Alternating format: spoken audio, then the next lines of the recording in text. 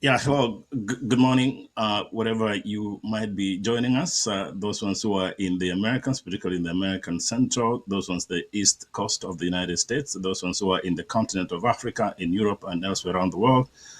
A very welcome, all of you, to our KDRTV Diaspora Dive Show, where we continue to talk about the issues that affect the diasporans, particularly those ones from the African continent.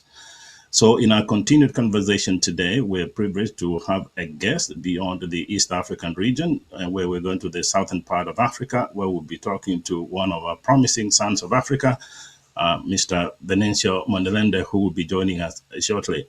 So this conversation will be revolved around issues affecting not only Mozambique as the country, but issues that affect the continent of Africa.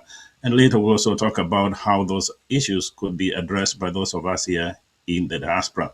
But before we dive into the show, I would caution you that be part of this conversation. If you can go on our page on KDRTV, right on the top right of the screen, subscribe, and then you can also go on YouTube, click that subscribe so that you can continuously get notification on our continuing programs. So today we'll be talking again, as I said earlier, with our friend, great son of Mozambique and a promising son of Africa, Venancio Mondlane, who happens to be the leader of the opposition party Anamola in Mozambique. He's young, he's good looking, he's articulate, and he's bold. He has a vision for the people of Mozambique, but beyond that, he believes that it's time for Africa to unite so that we can change the course of Africa and place ourselves in the rightful place in history. So in a moment, we welcome our friend Mondlane from Maputo. So good to have you here, my friend. I know that the United States is morning yet. Good afternoon for people from Mozambique, from Eastern Africa, Southern Africa, and good morning for the diaspora in the United States. Oh, thank you very much. So it's good to have you on behalf of all sons and daughters of Africa who are across the United States and elsewhere around the world. We pass greetings to you and the great people of Mozambique. So as we welcome you, maybe we can start the conversation by you introducing yourself to the world. Who are you as a person, briefly, and then we can continue the conversation about what Anamola stands for. Okay. First of all, thank you so much, Professor, for this opportunity to share our thoughts and our vision for Mozambique, Africa, and the world. My name is Venancio Mondlane. I'm from Mozambique, 52 years old, and I am the president of Anamola Party. Is a party that is founded very recently. We have only 5 months, and but now is most talked party in Mozambique, most popular, I can say most active, productive party. But I think that is very important to share with you something that is very important background. Before we founded the party, we have a horrifying episode in Mozambique. I was candidate for the presidential election 2024, and according with a parallel count of our operational team, we won the election. Even the international observers, they say the same, that our election in Mozambique was severe manipulated, and the regime of Frelimo that are in power in last 50 years, they rigged the votes. But after that, when my personal lawyer and my electoral representative, Elvino Diaz, he was gathering the evidence to submit the appeal to the Constitutional Council, that is the highest level to appeal in Mozambique. He was murdered with 25 bullets in his body. And the people react, and the protest spread all the country.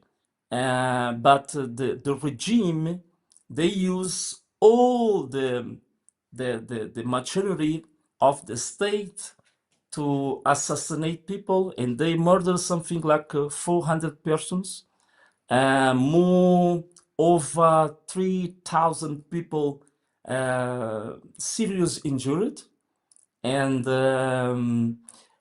we discover later all people that was thrown into mass graves. After that, even me, I suffered several attacks, and I was forced to go into exile. Last 3 months, So, the protest continues, but in January 2025, with a greater risk, I decide to return to my country, and we okay, that's founded good. our party, Anamola. So good. So that's a good brief view of Anamola in general, and we'll get to the details of Anamola. So, and I think it's good to point that, and you can share that with our viewers, that you're not new in politics. You've been in politics for a long, long time. You are young and articulate, but you've been in politics for a very long time. Before you started the new party, you were part of the larger opposition party in Mozambique, and you disagreed with the government. So, what does, if you could share quickly with our people so that they get to know you as a person, what really motivated you to get into politics yourself? Yes, before I decide to um, to get into to be a politician, I was a very famous TV commentator in Mozambique. Maybe Oh, during almost 15 years, like a TV commentator. But yeah. what happened is, I felt that uh, only to have a theoric approach about the reality is not enough. And I Yes. felt inside me that I must do something more than that. And I see I can share with you that I belong some before my family is a family that I can say that is a family that have an heritage of Frelimo. But what I saw is that I see that the Frelimo regime betrayed the values of the liberation. And I told myself that I must be part of the new era, the new page of our history. That's why is the reason that guide me to be Yeah. a politician. Oh, that's good. So, as we understand it, those of us who are not in Mozambique but who love Mozambique and we follow from afar. So, Mozambique was founded years ago by, of course, one of the greatest sons of Africa, the late Samora Machel, for almost Yes, 11 years. And then it was followed later by President Chisano, who was there, I think, almost 20 years, 20 plus. Then Almando, and then the former president.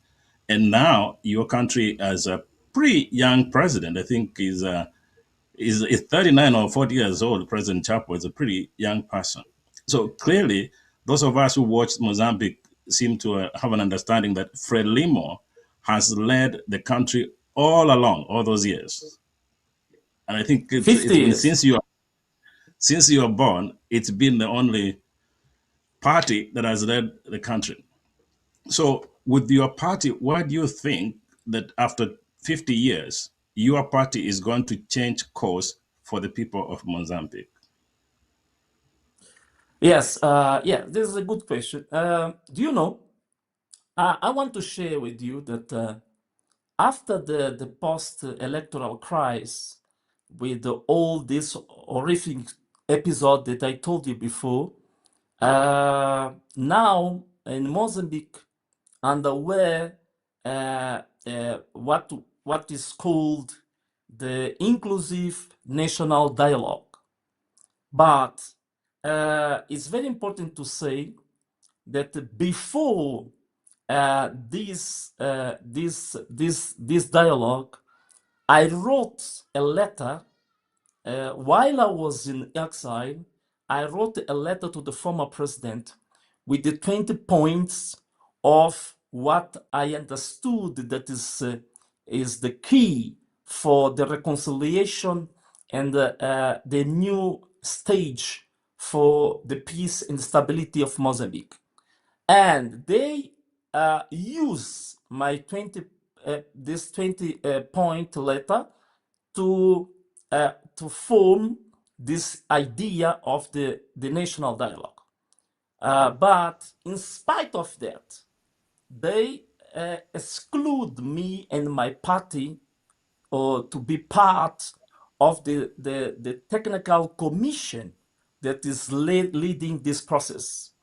But in spite of that, we, like Anamola Party, we submit to this commission a package with the 6 pillars for reform the state of Mozambique. The reform of the states, reform of the system, the electoral system, reforms of the for the justice, and even the reform of the fiscal system of Mozambique. And this package have the, how can I say, the most important ideas of Anamola.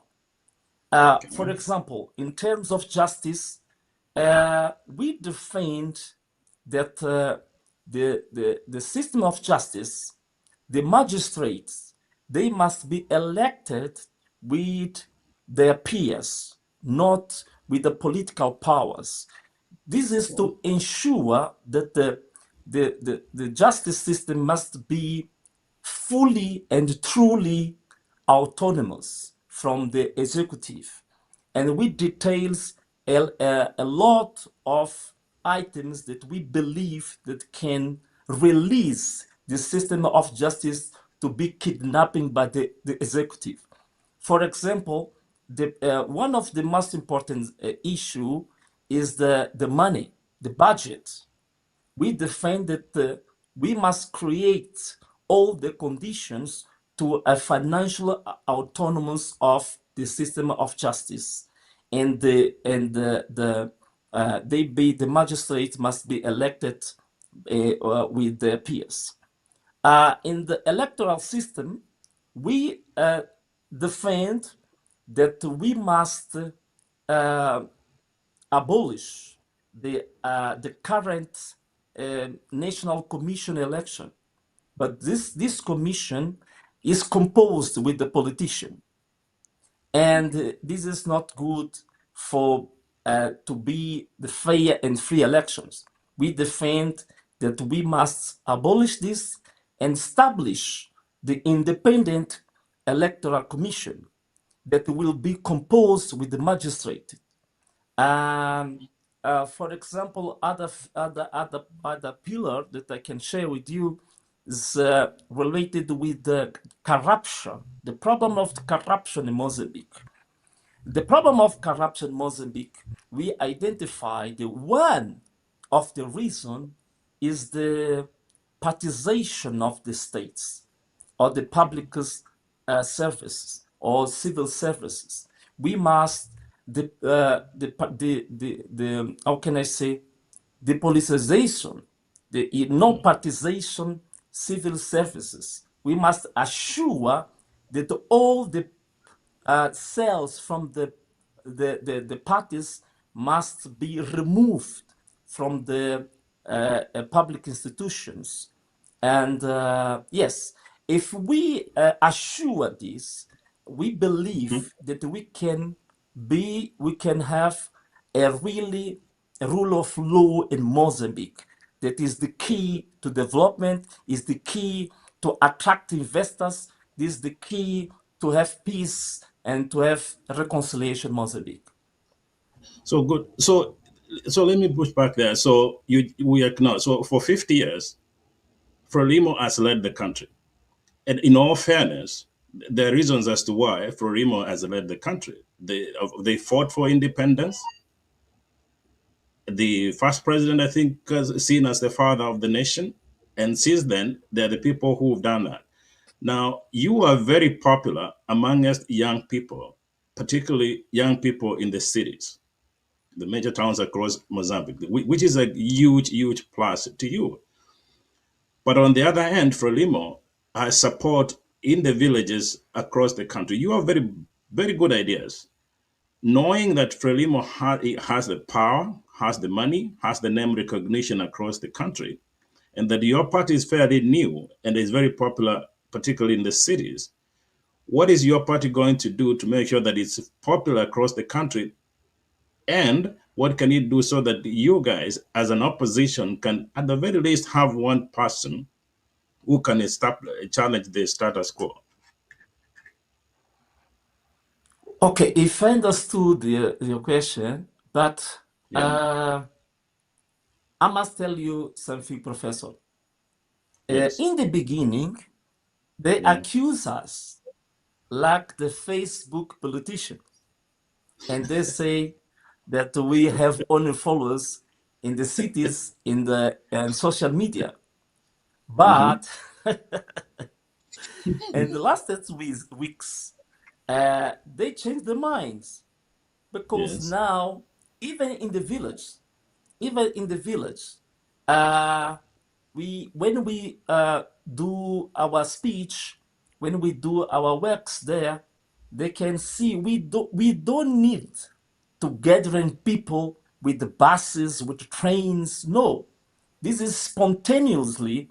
The crowd is following us, even Okay. in cities and the countryside, wherever we go, and they know about this. That's why.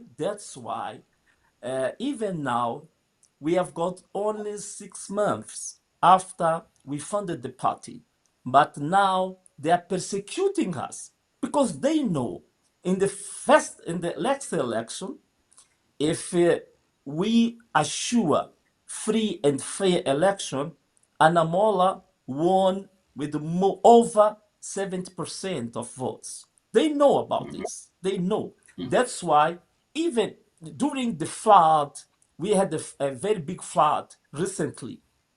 And Yeah. when Anamola reached the people to help people that are in need, the people celebrate with us. Even in the midst of the flood, in the water, the people celebrate singing with us. But when the Frelimo party reach that place, they are received with the stones. They know about this. The people don't. The Frelimo party now is a very unpopular institution in Mozambique. They know about this. That's why they are persecuting very seriously our party. Even now, I'm talking with you. This year, they assassinate four members, senior members of Fanamola. And even me now, for your information, that process that they accuse me for 5 crimes, now this accusation was now is moved to the Supreme Court, and probably I will be judged in the Supreme Court before the election. But all of this, they are trying to avoid me to go to the next election because they know that they don't have chance to win. They will lose. That's why they are using the judicial tools. They are using the police. They are using guns. They are kidnapping our people.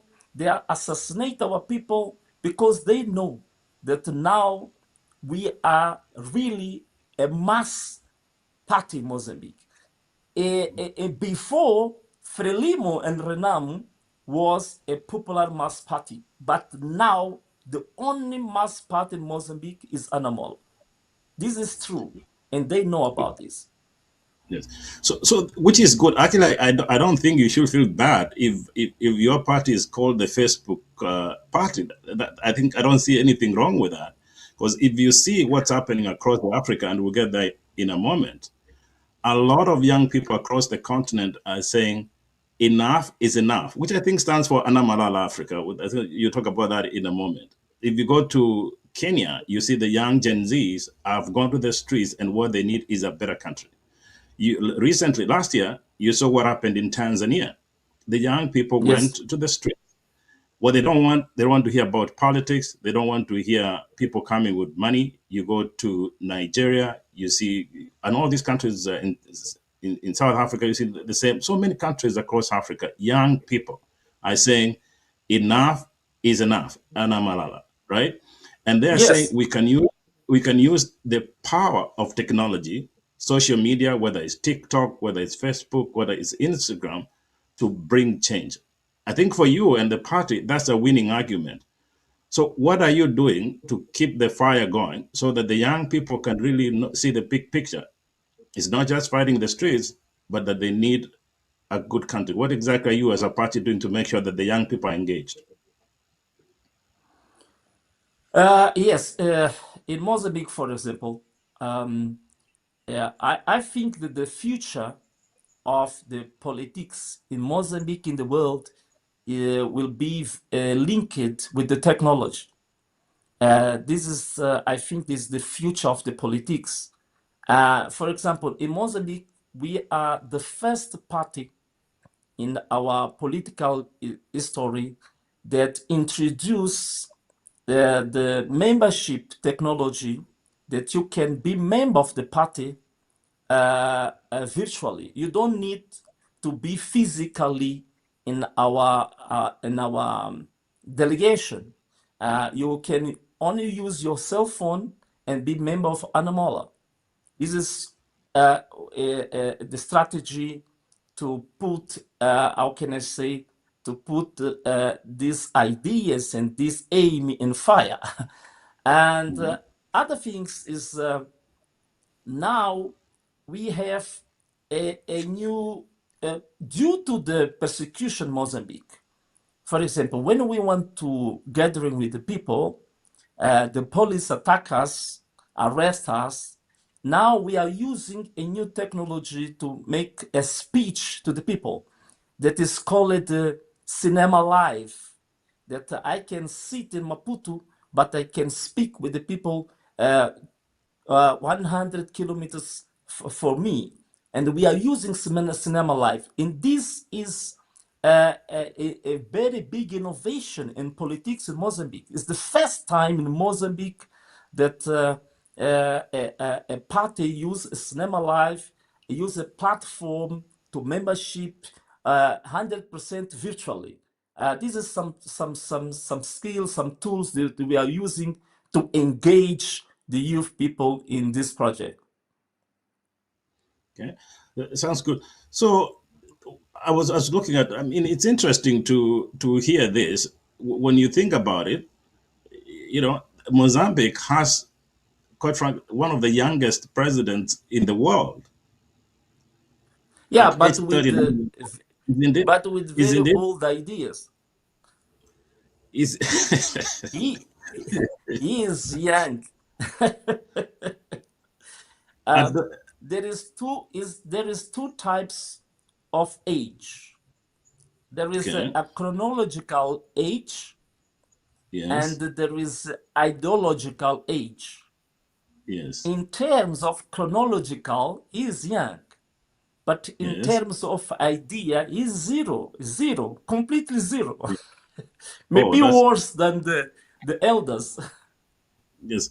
It, and see that now becomes and then we can dive into another topic here. May I now say those ones who are watching us now live on Facebook and YouTube, if you could, yes, we'll appreciate your engagement. If you want to have a question, please go ahead on our Facebook page and or YouTube, post that question, and once at the end of the show, we'll post some of those questions to our guest, His Excellency Venancio Mondlane.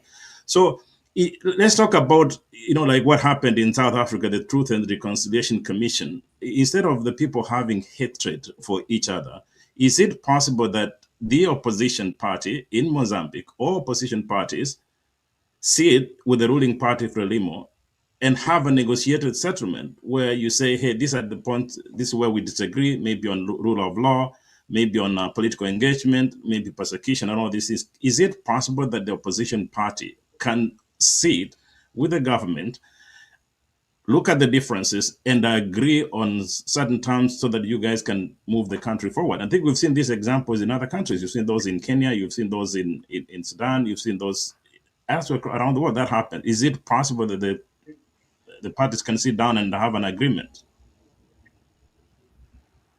Uh, yes, I think that is possible, but our current reality in Mozambique is very different. And we did a lot of things to create the environment of reconciliation and the environment for this dialogue, this interactive dialogue with the government. But the response of the regime is very a repressive response. They are maintain the approach of marginalizing us and trying to eliminate us. But it's possible.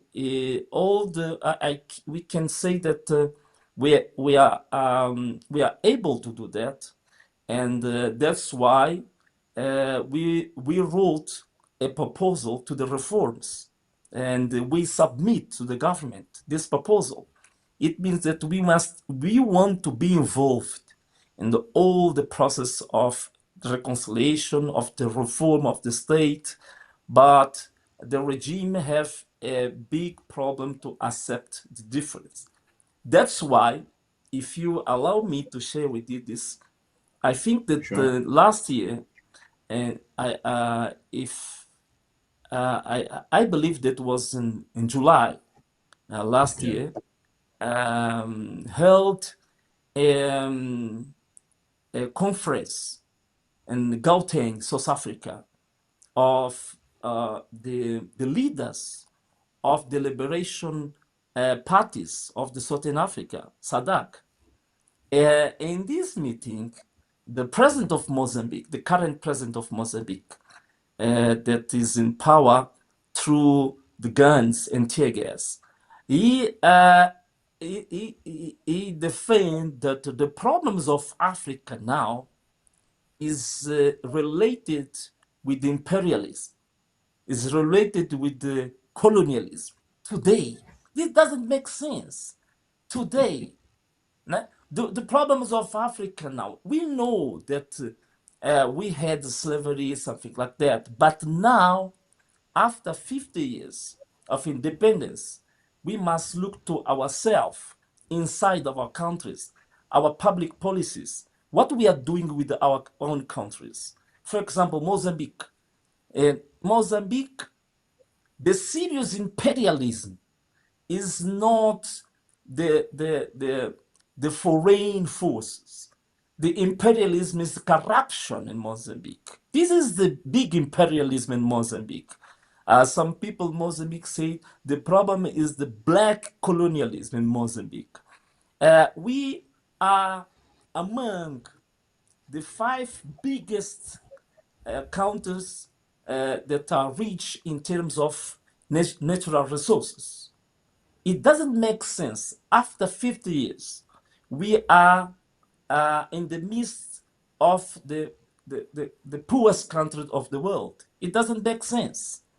And now we can see in Mozambique the, the, the, the, the regime that in the beginning had the notable ideas to liberation, notable ideas of to develop the country, but now our country now are becoming a narco state. This is correct, narco state. Yeah, we have got a very serious problem with the terrorism. We have got very serious problems with corruption, with the drug traffic, a lot of things that are not related with imperialism. They are using that theory only to avoid accountability, to avoid to assume the responsibility to become our country's poor. So let's stick with that, and then we transition into regional politics and leadership, and then we can talk about diaspora issues. I think I do agree with you that for Mozambique is 50 years, but for other countries across the continent is an average of 65 years after independence. So for us to imagine as a continent that 50, 60 years after independence, we're still thinking about colonialism or neo-colonialism, quite frankly, is as sad as you can tell. It makes some of us even want to cry when we imagine about those. So let's stick with you and your thoughts as a person, your thoughts on behalf of Anamola, based on regional politics. What lessons have you learned from other countries across the continent that you as a party are using so that, yes, you want to change Mozambique for the better, but also you want to be part of an Africa where Africa stand again on its rightful place in history? Because we've seen these things elsewhere around the continent. Like I said, you've seen those things in Kenya. You've seen the same in Sudan. You've seen those in Uganda, just recently concluded elections in Uganda. You've seen those in Kenya. You've seen those in some countries in West Africa, where young people are saying, enough is enough. We don't need this. Not just young people, even the older generation are saying, no, we must once in a lifetime be on our own. What have you learned from across Africa that you as a person and you as a party are going to use so that you can change the country and the continent for the better? Okay, that's a very serious question. I will try with my English to answer. Okay. Okay. Okay. Do you know the our motto of Anamola, our slogan is this country is ours. Yes. Save Mozambique. And I Yes. can say that this continent is ours and save Africa. And what we need in Africa is we need to be united with the strong voice in the global context. This is the strategic aim. But to reach there is some steps. First of all, I said that I agree with the ideas of the founders of the Pan-Africanist ideas. Yes.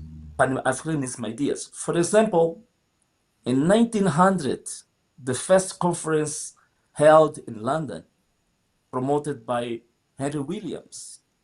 Then the ideas of Du Bois, for example, and even William Kwame Du Bois. Nkrumah. You can notice that during one century, our goals and our challenges are the same. There is some nuances, is real, but what they defend is Africa must be united, and they defend solidarity among African countries. And this remains the challenge of the current times. It means that what we must to do now, the problems to achieve the to Africa to be united and the solidarity, first of all, we must restore these ideas in the midst of the youth people. Because the liberation parties, like I said before, what the youth people feel is that that liberation parties, they betrayed the original values of the fight, of The continent of the the continent. yeah, yeah, that's why. First of all, we must assure that we must have not masquerade democracy, but the real democracy. We need fair and free election. This is the first step.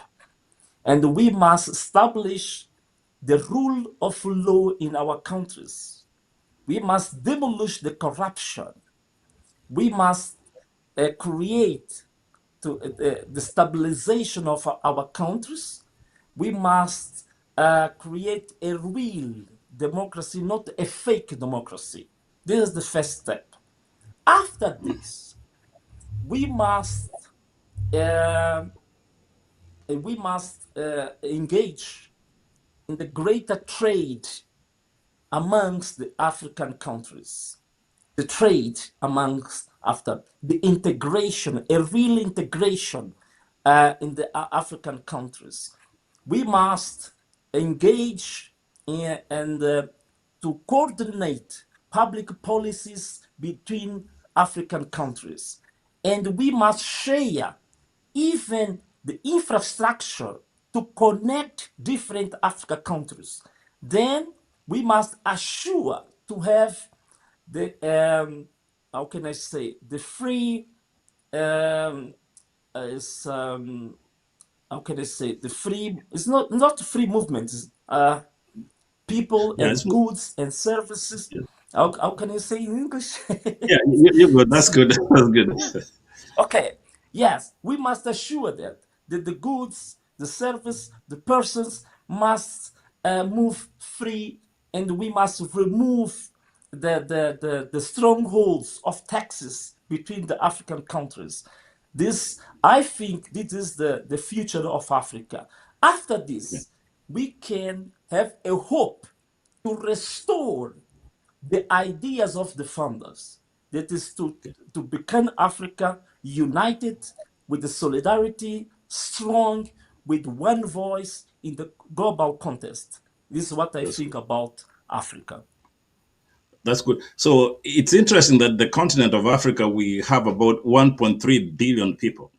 The United States has Yes, about 355 million people. India has 1.3 billion people. China now around that number.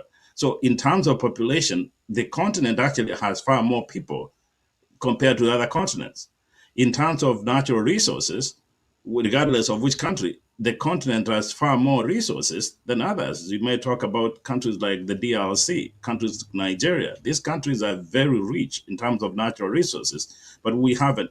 I'm glad that you mentioned two people, Mark Du Bois. So there are two schools of thought, Du Bois and Marcus Garvey. These were the first Africans who said we must refocus on Africa many years ago, and it's because of them that people like Namnadi Azikiwe, Kenyatta, Mandela of South Africa, and Kwame Nkrumah came up and said, Africa must unite. So, to your point, yes, what saddened me really deeply is that even after the founders of our continent had that rallying cry, let us unite as Africa. It pains me that all countries, in some way, are degenerating into subsections, into tribes, into clans, and then enriching themselves, and even continuously killing our very own. It's so sad when you saw that. But again, you have to also understand that history, all of us have to play a role in a particular time in history.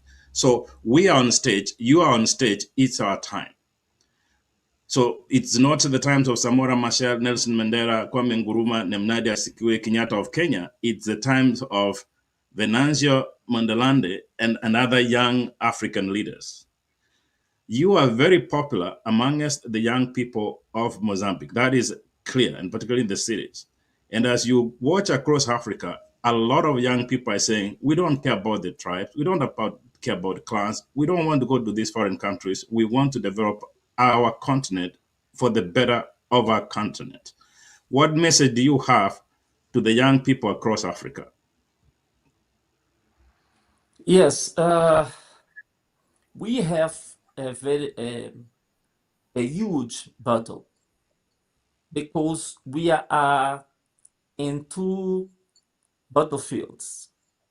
The first battlefield is inside Africa, and the other battlefields is with because we are in competition with other continents, other countries, and you the festival. I believe that before we create ideas of development, of economic development, we must assure the ethical ideas, and we must assure the values of integrity. I told in my country that to end the corruption, to succeed fighting terrorism, fighting crime, fighting all of these such things, we must be clear that the leader must be a clean man. If you allow me to use this word, Yeah. you must be clean in terms of Mhm. ethic, in terms of integrity. For me, this is the first stage. This is paramount because if you've got a good ideas for the economic development, tourism, infrastructures, but you are not, you don't have an integrity behavior, there you will not succeed. It means that the first stage now is to create a new page and to rebuild the values of the ethical values of the African people. After that, if you are sure that the new generation of leaders, they are clean, they have integrity, they're ethical, it is possible to have the second stage, that is to think about the strategy of economy, the strategy of a political and economic integration, about trade, about other things. That's what I believe. First of Oh, all, we must. That's why I I wrote an article, and that I said that in Africa we need a new baptize to to begin a new journey for the second liberation of Africa. We need this liberation, the second, and the fair and the genuine liberation of our minds and the liberation of our hearts. This is the challenge that we have in Africa. and I'm hoping the young people are watching this, they will watch this. So to your point, here is interesting part, and this is very painful when you think about it. Here in the United States, it's very easy for us to move around the country, around the states, the 50 states. Can easily drive all the way from Minneapolis all the way down to Fort Myers, down to New Mexico, to California without a station, right? If you go to Europe, you can take a train from downtown Paris to London in just 2 hours. You can drive in from Paris to Brussels within 1 hour and have lunch and come back. But it's so painful that in Africa, somebody in Rwanda cannot just cross to Burundi because it's a different country. Somebody in Lesotho or Swaziland can't move because it's a country. So, to your point, that lack of movement of good or people, goods, and services is part of why Africa is not moving forward. Unless there's that free exchange of goods and services and free movement of people, it's going to be practically impossible for us to work as a people. And the fact that we also continuously subscribe to the Western thinking, including the Americans, including our former colonies in Europe, then it simply means we don't have our way of thinking. And I think it's good for the younger people to say, enough is enough. We need to rethink about the continent. We need to attract investors. We need to do away with tribalism. We need to do away with all this political persecution so that we maintain a better Africa, just like our great grandfathers envisioned. So there are so many questions now. A lot of people are engaging, and we continue to ask you, be part of the conversation. Please post your questions. We'll post those questions to His Excellency here in a minute. So let me talk about the role of the diaspora community in the development or the socio-economic and political development of Africa. There are so many Africans, especially in America. There are so many Africans from pretty much every country across Africa. There are Mozambicans here. Our sister there, Betty, is here with us. A lot of Kenyans, a lot of Nigerians, Ghanaians, all across the continent.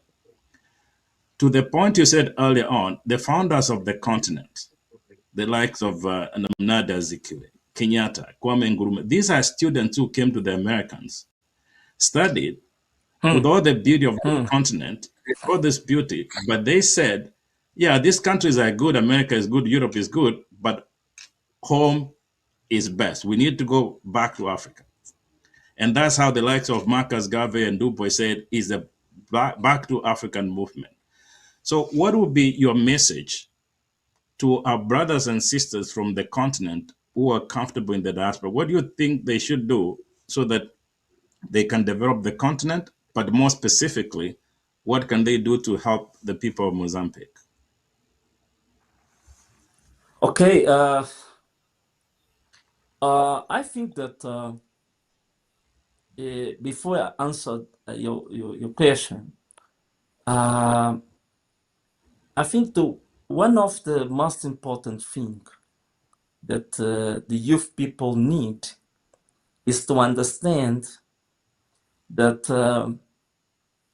a huge transformation of a nation, it can be economic transformation, social transformation, political transformation. It only can take place if the generation assume the high level of sacrifice. There is no transformation without sacrifice. Even in America, if you read the history of America 200 years ago, you can see that the generation of 200 years ago assumed to themselves all the risks, greater risks, and the huge sacrifice. Is what that we need in Africa. Even now, I was forced to be in exile during 3 months. I suffered more than 5 attempts against my life. And the people in Mozambique are clapping. Go forward. You are a hero. But do you know, normally when I have conversation with the students, with youth people, I say to, yes, I'm a human being. I have I have fear. I have my weakness like a human being. But if you call me a hero, it's because I assume a greater risk for my life, for my family, for my even to my my particular family, my daughters, my wife, my brothers, my parents. I assume that sacrifice. It means what I want to say, the people that are in diaspora, they must engage and they must help us to make the networks, because today you can succeed only be in the streets, make demonstration, and have a big crowds. Look the example of Uganda, for example. We must be very well connected inside Africa, but abroad as well. And the people of diaspora must help us to do something like this program, to engage in this new movement called Anamalala Africa. That means enough is enough Africa. We must be united. We must strengthen the network around the world. If we do this, I think that we can succeed. Is on my the what I can say advise the people that are in diaspora. But on other side, we must assure that our countries must be. We must establish. We must create the stabilization of our country to create the real democracy, not the fake democracy, the rule of law. Because if we are sure that Africa have the good condition to the investors, and we can be the most important destination of the investors all over the world. But we must assure that we must have judicial systems that are credible. We must assure that the investors are safe in our countries. We must fight the corruption, terrorism, all kinds of kleptocracy inside of our countries, and Africa can be great. And when I finish my speech in Mozambique, I say always that I believe that Mozambique in 10 years can be in the midst of the 50 most developed countries of the world. And I believe that Africa in the next 15 years, with good leaders with courage, leaders with integrity, we can be the most developed continent of the world in the next 50 years. It is possible if you are linked, if you are united, if you are have the unique voice and in the global contest. Yes. So, professionally, I'm not allowed to do this, but I can't help but admire you, my friend. You're very articulate, right? You're very articulate. You speak so passionately, and I've always associated Mozambique with the. I will speak With, better next time. I'm trying to improve no, my English. no, you. Sometimes I've always known. I block. So all I've known about Mozambique most of the time is the late Samora Machel as a great son of the continent of Africa, and me talking to you privately and me talking to you right now, I can't help but again see a great son of Africa in the making. In the making, you are so passionate. You're great, and I think the people of Mozambique, just like the rest of the continent, should be very proud of you. We are so proud of you for being passionate, and of course, the love for the continent of Africa. So, before we take questions from our audience, let me ask you one last question. Then we move on. So, what do you say to people who want to come to Mozambique? Why should people come to visit Mozambique? Okay. Mozambique is how can I say is like a paradise that are covered by a mantle of the authoritarianism. But it doesn't mean that I can't invite people to invest in Mozambique. But I think that is the best country now to investors because, first of all, we have um, countless natural resources, energy. We have got big reserves of gas. We have got rubies. I think that the biggest reserve of graphite, minerals, a lot of minerals. But we have as well a good conditions, natural conditions. For example, in the ocean, Indian Ocean, we have three big ports: ports of Nacala, ports of Beira, ports of Maputo, that are the only way to reach six countries that are that don't have access to the sea.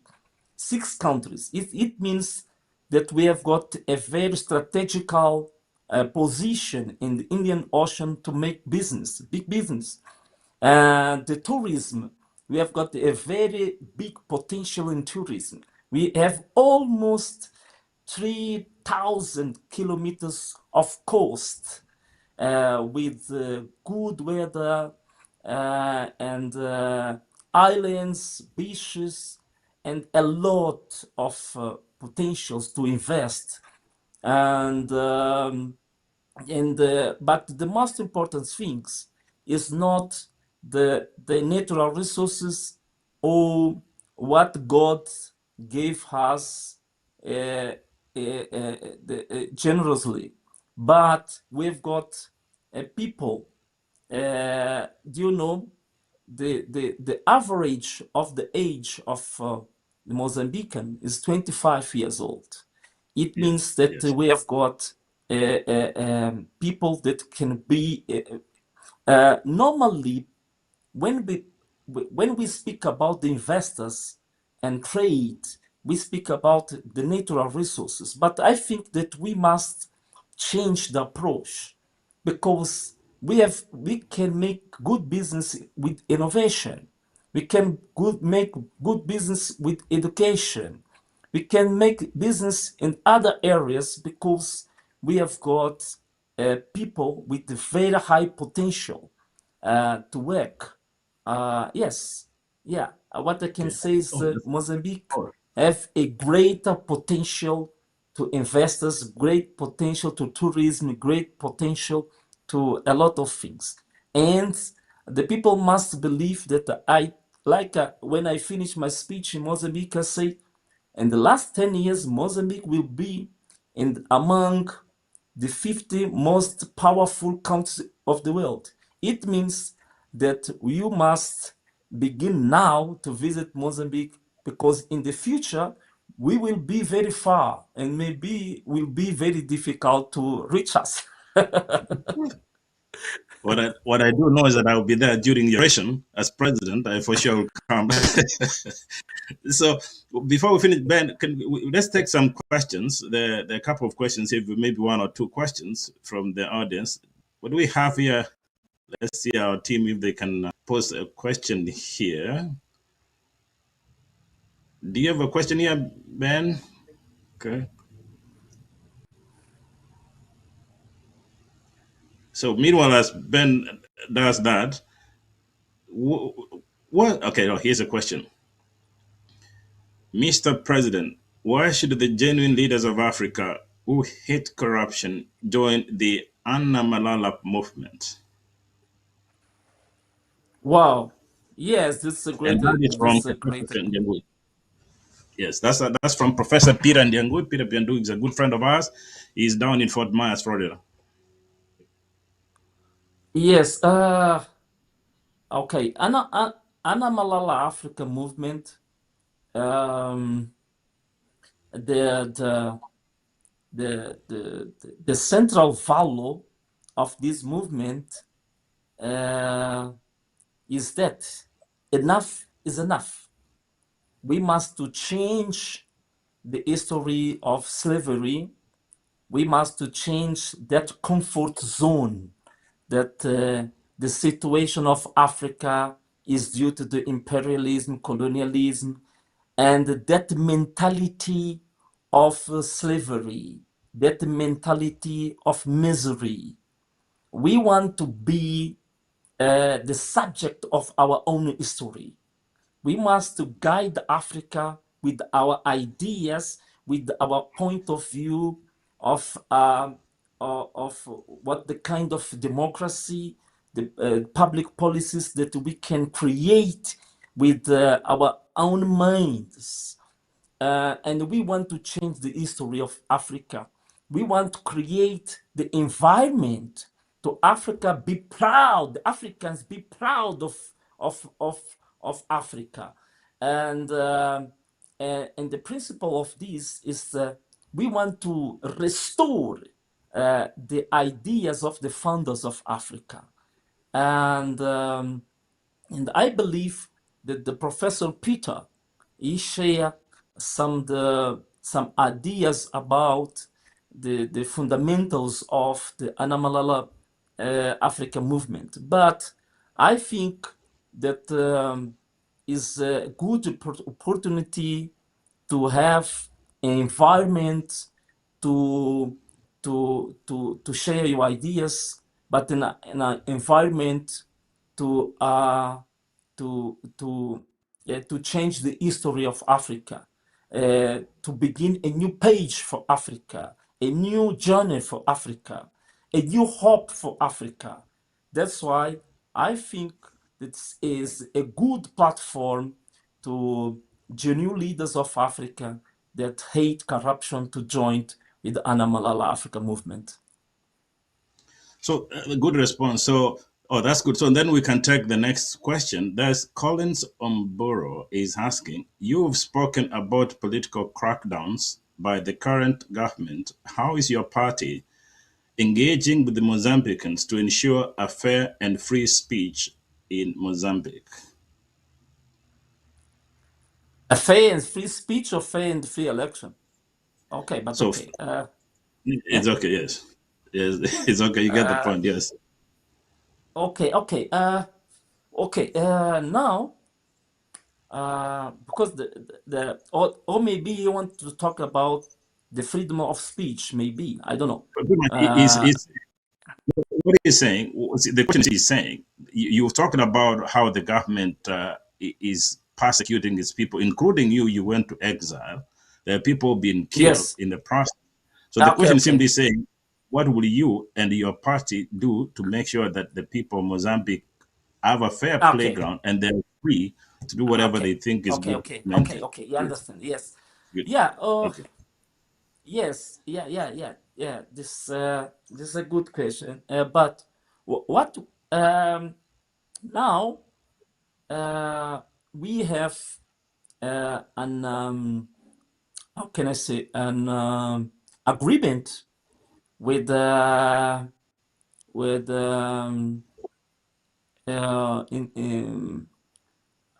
international amnesty, and we are making research in Mozambique to give the details of all the people that was assassinated during the demonstration of post-electoral crisis. And this, after this research, can be used, this information, these details, to send the information to the international court. And what we must assure is that all the people, all the persons that are committing crime in the name of state, using the garment of the state, they must be responsible for the crimes that they commit. This is the first stage. Second one, we create a digital platform to denounce all the violation of the human rights. And do you know, if you denounce the violation of the human rights is a stage to avoid these crimes to go ahead. And other things that we are doing now is to make a lot of proposal to the parliament and to establish a legal framework that will assure a freedom of speech in Mozambique. If you allow me, I want to share with you that one of our strategical objectives that are paramount for Anamola is legislative initiatives, the proposals of laws. We are not in parliament, but can you believe in 6 months that we funded the party, we made 15, no, yeah, 15 proposal to parliament, 15 proposal. It means that we are the biggest party in Mozambique in terms of the legislative initiative.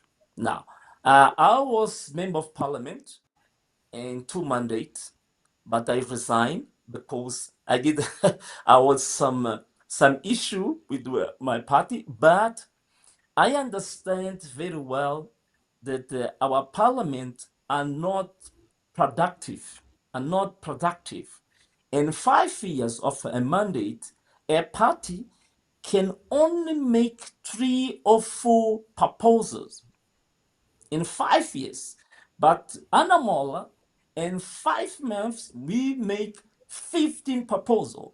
It means that this is another tool to assure that in Mozambique we can create the environment to reinforce the freedom of speech and to reinforce the human rights of the people. Yes.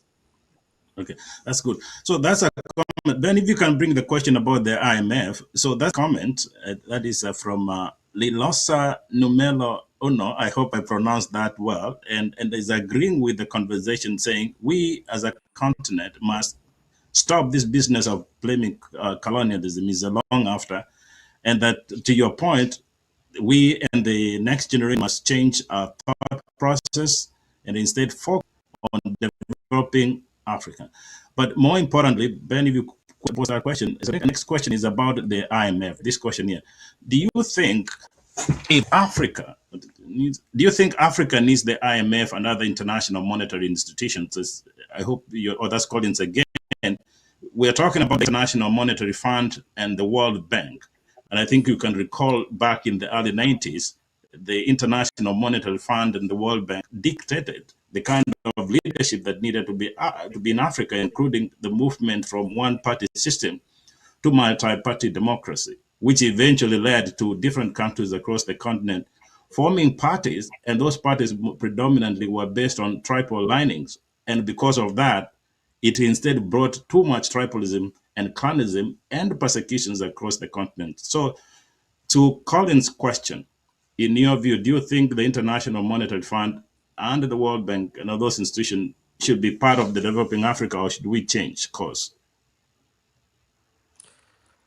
I can say yes, but I can say no as well. uh, because it depends. It depends of the stage of our development. It depends because what happened to use the, how can I say, the words without clothes. These institutions have very clear objectives. And these objectives, I don't want to go deep now in Yes, this yes, yes. conversation, Yeah, but yeah. in other hands, we can win a game even in the field of our adversary. It is possible. Brazil, for example, don't have a debt now. The debt of Brazil now is zero. But it means that Brazil, they don't refuse the relationship with the IMF. But in the field, in the battlefield of IMF, the Brazil revert the situation, and now Brazil are free. This is one point of view. It is possible. Other point of view, today it's impossible to image a country without trade. It's impossible. Now, the trade is the key of of the state. It means that to have a situation that we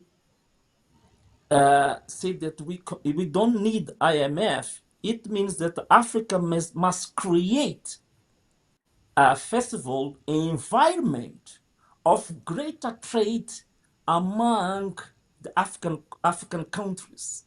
If we achieve that stage, and we achieve the stage to create connected infrastructures between the African countries, and we remove the strongholds of taxes between African countries, if we assure the free movements of service persons between African countries, I think that we have the power enough to say to IMF no. But now it's very difficult.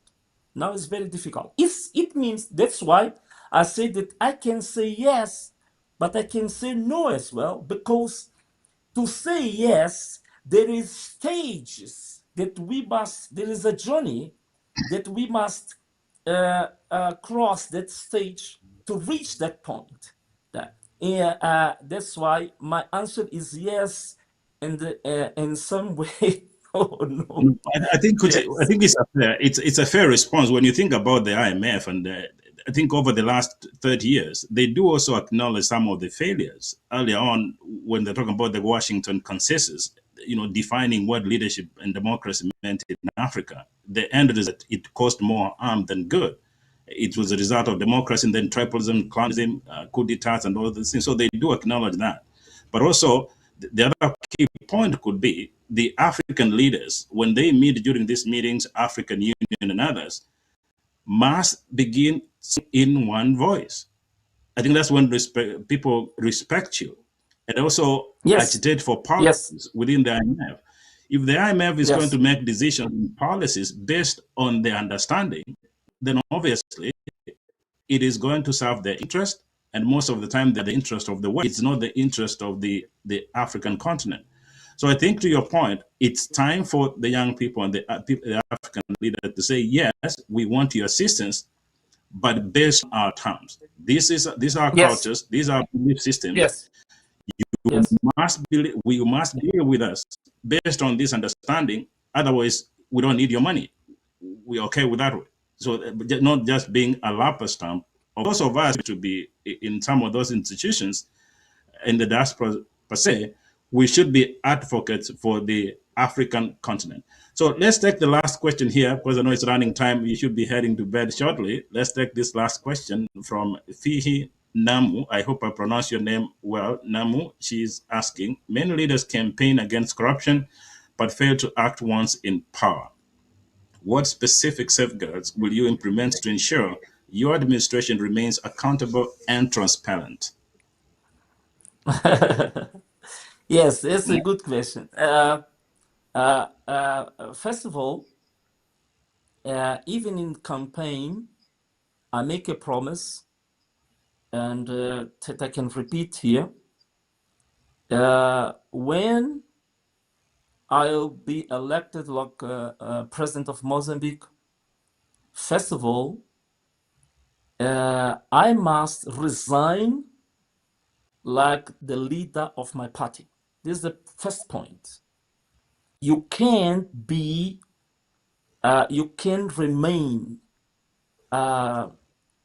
with the behavior of transparency if you, as a public leader, you divide your attention and responsibility with the leadership of a party, of a particular party. This is the first point.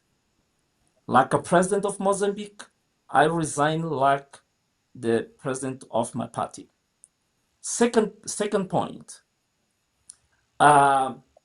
we must establish a digital platform to make clear and free access to all the assets of the executive, president, ministers, national directors, all the executive, the assets, the salaries, the benefits, all things must be clear in the digital platform. And we must assure that the judiciary are full and real independent. And we must assure as well that the electoral system must be guided by the magistrate, not the politics.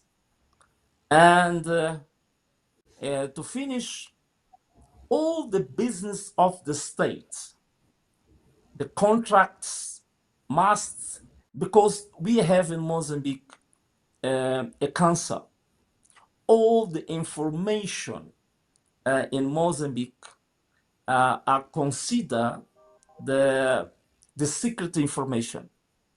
All the contracts with the government must be available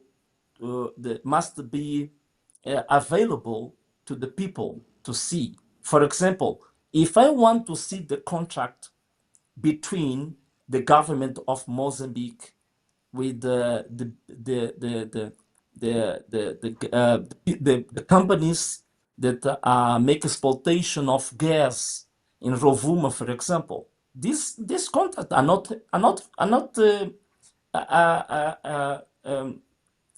we cannot access these contracts. It means that all the business of the states must be open to the free access to the people.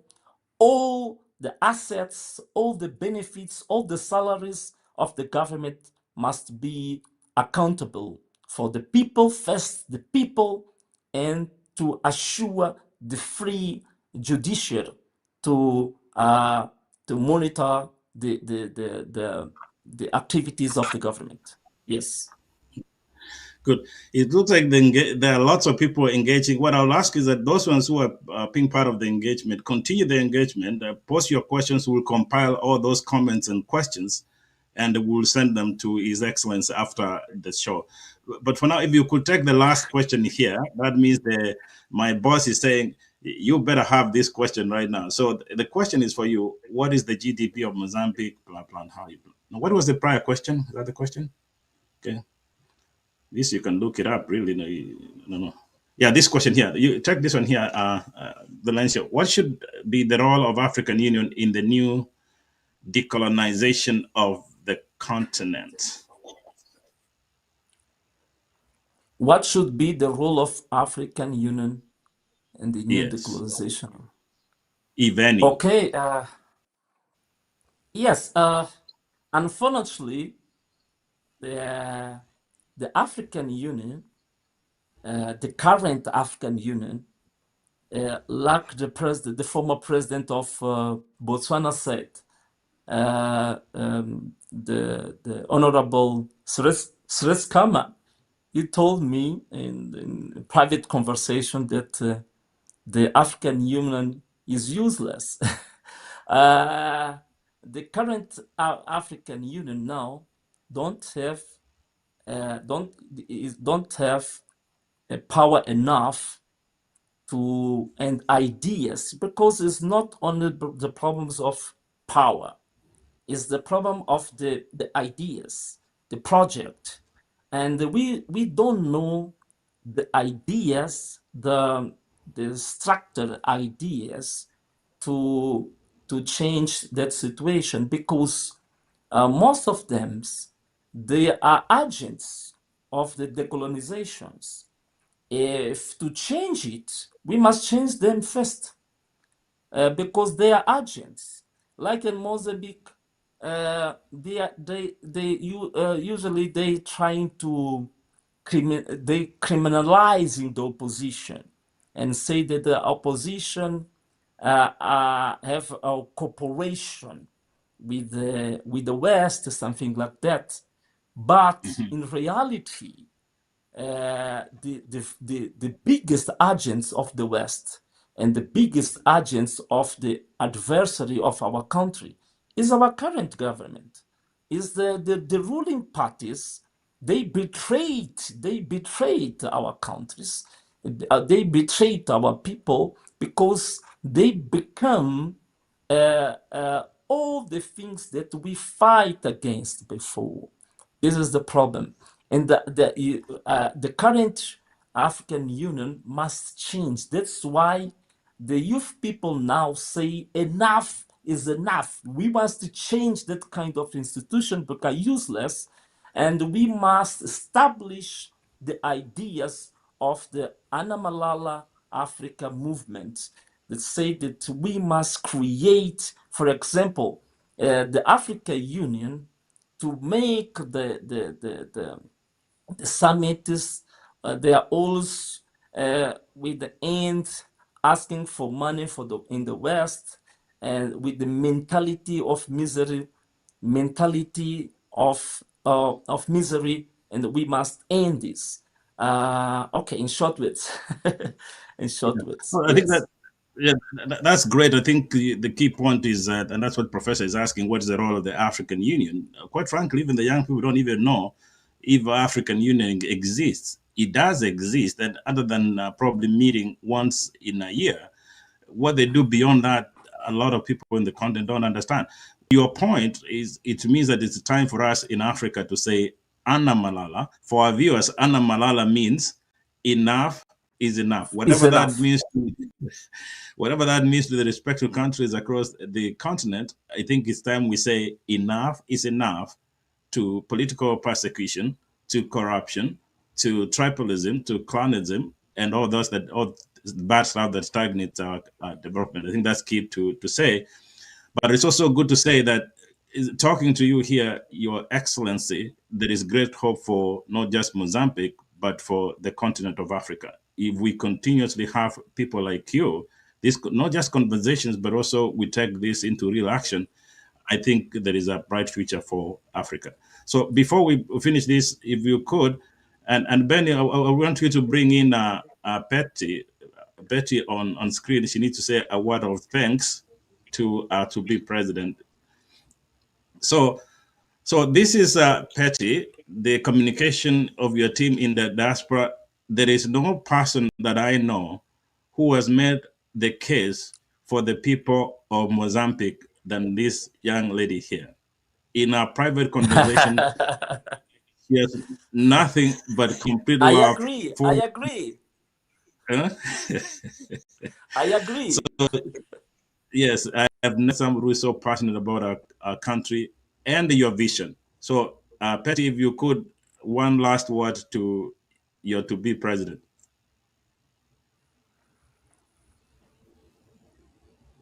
Oh, Ben, she's muted. Yeah, yeah. Sorry, I was. Unmute your micro. Okay. Yes, I did. I just want to say thank you to our president and keep doing the good job. We Mozambicans, we are very proud of you, and we want you to continue to make us proud. And thank you, Jeremiah, for this interview. Benny, we are so thankful. Thank you. You can tell from her voice how passionate and emotional she is. I don't want her to cry. He loves our country that much. So, Your Excellency, your closing Well, words. sorry? Yeah, yeah. You can say your closing statement. Say the last words for your people and the world. Okay. Okay. Yes. First of all, I want to address um, uh, my gratitude to the Anna Malala movement. Anna Malala Africa movement is a great movement, great idea to join different youth people from Africa. Now we are a very big movement, including people from diaspora, people from Rwanda, Kenya, Tanzania, South Africa, Liberia, and I believe that will be the new hope for the Africa for to the next years, and I want to assure that the message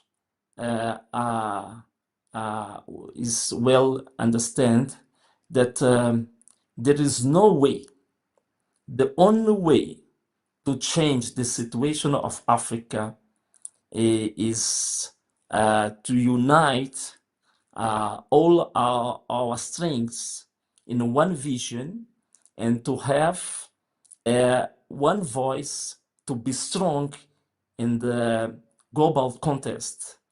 And I believe that we must reinforce the ideas of the connectivity among the African countries. That connectivity, I'm talking about not only the political connectivities, that what is the African Union did, but the economic connectivity, financial connectivity, infrastructure connectivity, and maybe the most important connectivity surrounding the genuine values of the founders of Africa. This is my last words. A big hug, a kiss, and bye. Oh, that's so lovely.